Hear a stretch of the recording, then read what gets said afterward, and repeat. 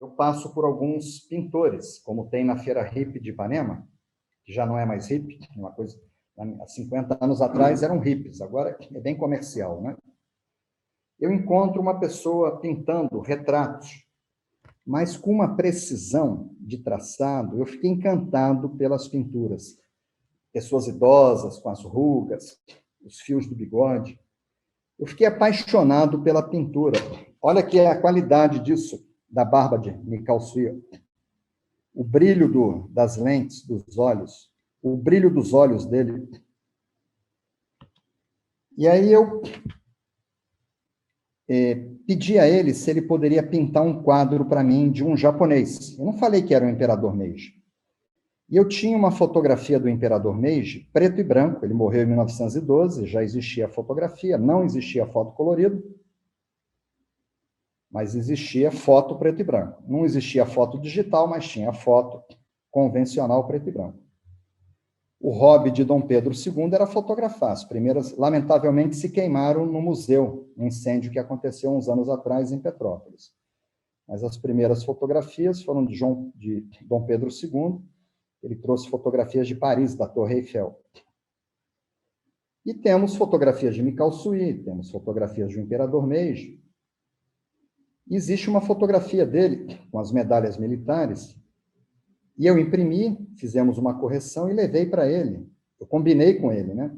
E perguntei o preço. Quanto você me cobra para printar um quadro de um rosto de um japonês, tamanho 30 por 40? Ele falou, olha, eu não posso fazer por menos, porque esse tipo de coisa a gente não pede desconto. Quando é uma coisa espiritual, ou você faz ou não faz. Pedir desconto não se recomenda. Eu não ia pedir desconto num quadro, né? Ele falou, olha, o menor preço que eu posso lhe fazer é 3 mil. Eu falei, mas menor preço. Se eu te pagar 3 mil, você promete caprichar muito, que eu vou botar na capa de um livro. Porque ele está nos meus livros, né? Eu vou mostrar para vocês.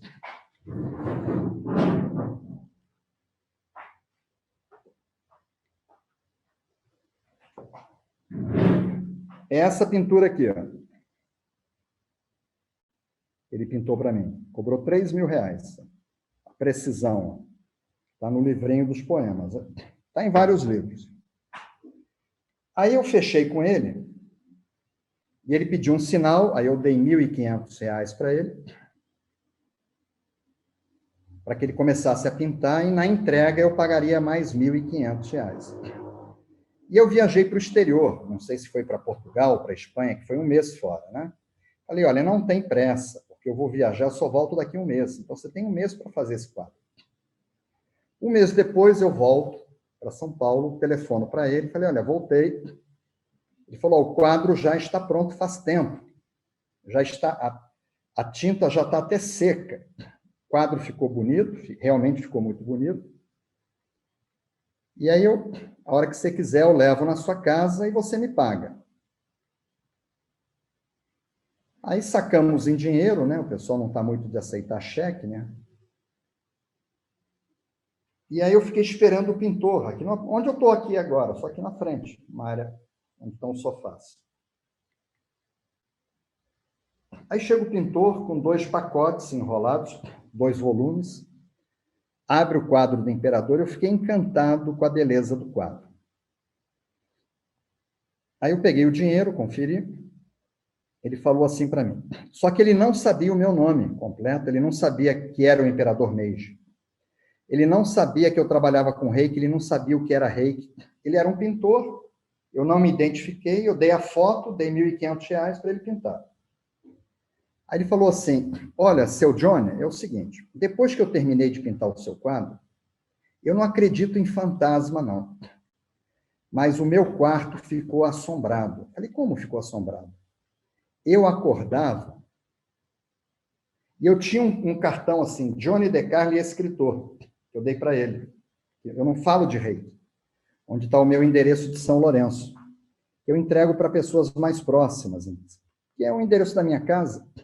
Falei, olha, eu moro aqui em São Lourenço, e esse aqui é o meu telefone da minha casa, e estava o meu nome ali, mas sem falar nada de reiki.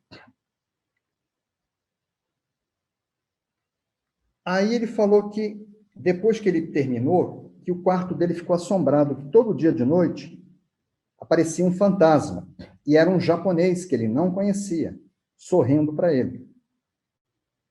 E ele ficou muito assustado com aquilo, e pegou o meu nome e botou no Google, e viu que eu trabalhava com Reiki, e apareceu uma foto de Mikao Sui, que é uma foto original dele, preta e branca, todo mundo conhece, está nos livros.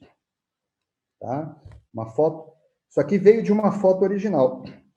E ele identificou o fantasma como sendo aquele japonês. Então, ele pintou esse quadro. E ele fala que quando ele terminou de pintar o quadro, o japonês nunca mais apareceu no quarto dele. E ele falou, olha, eu só pintei esse quadro, eu sei que você não me pediu, porque eu estava sendo assombrado. Se você me pedisse, eu ia cobrar 3.000. Você não me paga R$ 1.000 nesse quadro? Eu não quero ficar com ele porque ele me assombrou. Aí eu peguei o talão de cheque, dei mais R$ 1.000 em cheque para ele e fiquei com esse quadro aqui. Olha como o quadro veio para mim. Impressionante, né? Um pouco antes da gente sair para o caminho de Santiago, esse quadro chega nas minhas mãos dessa forma, com uma pessoa que não era espírita, que não acreditava em espírito, que não acreditava... Era um artista, né? Os artistas, em geral, eles são conectados com a espiritualidade. E dessa forma veio para mim isso aqui, tá? Existe uma carta que eu denominei de Arcano Universal, que é o Daikomyo, que eu vou falar o porquê dele. E aqui vocês vão encontrar 4 cartas. Arcano 1, Arcano 2, 3 e 4, que são os 4 mestres, o Imperador, Mikao Sui, Hayashi e Takata, os mestres do Reiki. E aí eu vou contar para vocês, eu contei para vocês a história desse quadro. Aí, há 24 anos atrás, quando eu inaugurei o Instituto, a gente não dava aula todos os finais de semana, ninguém sabia o que era Reiki, a gente não tinha unidade de São Paulo. E eu gostava de comer acarajé. A gente dava muita aula em Salvador, a Eliana conheceu a Lourdes, né? E numa ida na feira de Ipanema, feira hippie, onde a gente comia o acarajé, eu fui visitar, eu sempre gostei muito de arte, meu avô era pintor, eu conheci um artista. E eu peguei o contato dele, ele me deu o valor, eu mandei pintar esse quadro. Olha a diferença. Mas ambos são muito bonitos. Essa imagem aqui, a original, está em São Paulo, na sala do... Todo mundo... Está na internet, está no mundo inteiro, está na sala do AOC. Às vezes eu tenho que fazer uma foto do lado para mostrar que o original é meu. As pessoas não acreditam que os originais desses quadros sejam meus. Porque virou domínio público, né?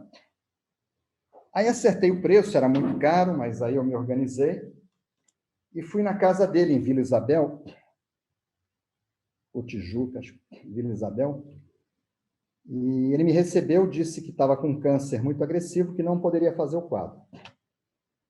Aí eu falei, olha, se o quadro ficar pelo meio, não tem problema.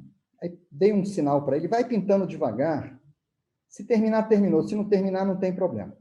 Tá? Vamos entregar na mão de Deus. Ele me liga 10 dias depois que tinha finalizado o quadro. Aí eu fui, paguei a outra parte, recebi esse quadro das mãos dele, Carlos Sampaio.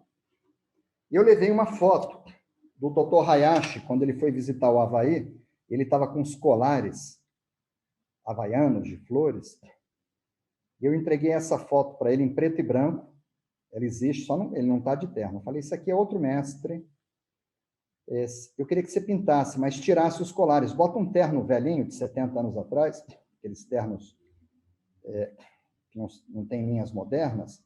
Falou, mas eu estou morrendo, o médico falou que eu não aguento mais um mês. Eu falei, não, toma metade. Se você morrer, não tem problema, vai pintando aí. Se der certo, deu. 10 dias depois, ele me liga, estava vivo. Rita e eu fomos na casa dele, pagamos a outra metade e recebemos esse quadro aqui. Aí eu levei uma foto de Havaio Takata, preto e branco, entreguei para ele. Falou, mas já falei que eu estou morrendo. Eu falei, não tem problema, vai pintando. paguei metade, 10 dias depois fui lá, peguei o quadro, paguei a outra metade, e no dia seguinte ele desencarnou. Era a missão dele. Tá? Então, essas pinturas aqui, os originais são todos nossos, tem toda uma história com o Instituto, né?